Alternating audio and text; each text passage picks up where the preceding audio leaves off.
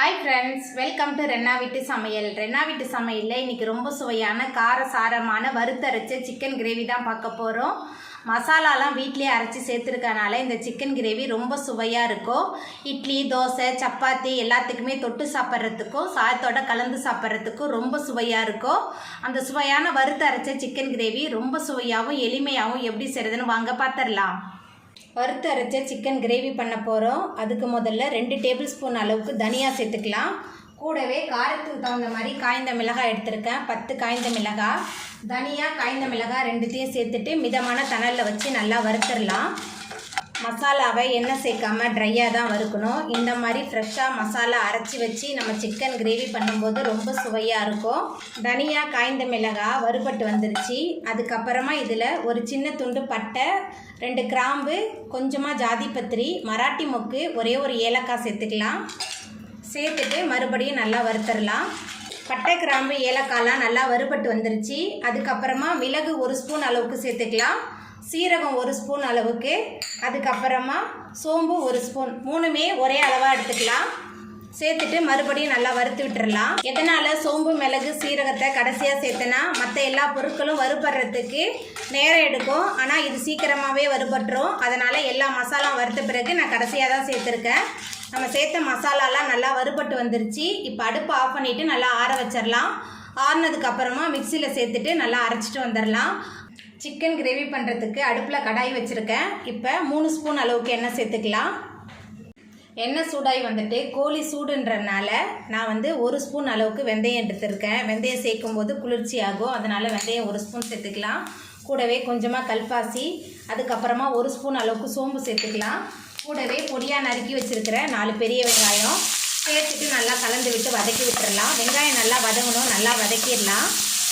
வெங்காயம் அதிகமாக சேர்த்து செய்யும்போது சிக்கன் கிரேவி நல்ல சுவையாக இருக்கும். நம்ம சேர்த்த வெங்காயம் நல்லா வதங்கி வந்துருச்சு. அதுக்கப்புறமா பொடியாக நறுக்கி வச்சுருக்கிற 3 தக்காளி பழம் சேர்த்துக்கலாம். கூடவே கருவேப்பிலை சேர்த்துக்கலாம். சேர்த்துட்டு நல்லா கலந்து விட்டு வதக்கி விட்டுடலாம்.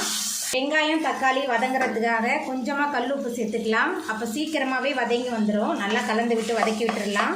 நம்ம சேர்த்த வெங்காயம், தக்காளி நல்லா வதங்கி வந்துருச்சு. அதுக்கப்புறமா இதில் 3 டேபிள் ஸ்பூன் அளவுக்கு இஞ்சி பூண்டு விழுது சேர்த்துடலாம். இஞ்சி பூண்டோட பச்சை வாசனை போகிற அளவுக்கு நல்லா கலந்து விட்டு வதக்கி விட்டுடலாம்.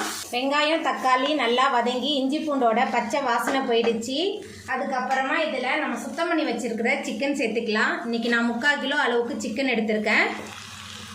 சிக்கன் சேர்த்துட்டு கொஞ்சம் நேரத்துக்கு இந்த எண்ணெயில் நல்லா வதக்கி விட்டுடலாம்.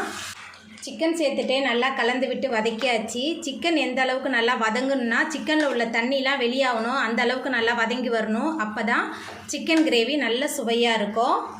நம்ம சேர்த்த சிக்கன் சேர்த்துட்டு நல்லா கலந்து விட்டு வதக்கியாச்சு. அதுக்கப்புறமா இதில் மசாலா தூள்லாம் சேர்த்துக்கலாம். மஞ்சத்தூள் 1 ஸ்பூன் அளவுக்கு சேர்க்குறேன். அதுக்கப்புறமா குழம்பு மிளகாய் தூள் 2 டேபிள் ஸ்பூன், அதுக்கப்புறமா நம்ம வீட்டிலேயே அரைச்சி வச்சுருக்கிற சிக்கன் மசாலா சேர்த்துட்டு நல்லா கலந்து விட்டு வதக்கி விட்டுடலாம். மசாலாலாம் நம்ம வறுத்து அரைச்சி சேர்த்துருக்கனால இந்த சிக்கன் கிரேவி ரொம்ப சுவையாக இருக்கும். நம்ம சேர்த்த மசாலா, சிக்கன் எல்லாத்தையும் சேர்த்துட்டு நல்லா கலந்து விட்டு வதக்கியாச்சு. அதுக்கப்புறமா இந்த சிக்கன் கிரேவிக்கு தேவையான அளவுக்கு கல் உப்பு சேர்த்துக்கலாம். ஏற்கனவே வெங்காயம், தக்காளி வதக்கும் போது உப்பு சேர்த்துருக்கேன். இப்போ கொஞ்சமாக தான் சேர்க்குறேன். உப்பு சேர்த்துட்டு நல்லா கலந்து விட்டுறலாம். உப்பு சேர்த்துட்டு நல்லா கலந்து விட்டாச்சு. சிக்கனே தண்ணி விட்டு தான் வேகும். அதனால் குறைவான தண்ணி சேர்த்துக்கலாம். தண்ணி சேர்த்துட்டு நல்லா கலந்து விட்டுறலாம். தண்ணி சேர்த்துட்டு நல்லா கலந்து விட்டாச்சு. அதுக்கப்புறமா ஒரு மூடி போட்டு வச்சிடலாம். சிக்கன் நல்லா வெந்து வரட்டும். திறக்கும் போதே நல்லா கமன் வாசனையாக இருக்குது. நம்ம சேர்த்த சிக்கன்லாம் நல்லா வெந்து சுற்றிலும் எண்ணெயெல்லாம் பிரிஞ்சு வந்துருச்சு பாருங்கள். அதுக்கப்புறமா மேலால் கொஞ்சமாக கொத்தமல்லி தழை தூவிடலாம். கொத்தமல்லி தழை தூவிட்டு நம்ம அடுப்பு ஆஃப் பண்ணிடலாம். ரொம்ப சுவையான வறுத்தரைச்ச சிக்கன் கிரேவி ரொம்ப அருமையாக ரெடியாகி வந்துட்டு அவ்வளோதாங்க. ரொம்ப சுவையான வறுத்தரைச்ச சிக்கன் கிரேவி சூப்பராக ரெடி ஆகிட்டு. இந்த சுவையான சிக்கன் கிரேவியை நீங்களும் உங்கள் வீட்டில் செஞ்சு பாருங்கள். இந்த வீடியோ உங்களுக்கு பிடிச்சிருந்தா லைக் பண்ணுங்கள், ஷேர் பண்ணுங்கள், கமெண்ட் பண்ணுங்கள், சப்ஸ்கிரைப் பண்ணுங்கள். அப்படியே பக்கத்தில் உள்ள பெல் பட்டனையும் கிளிக் பண்ணிடுங்க. நன்றி.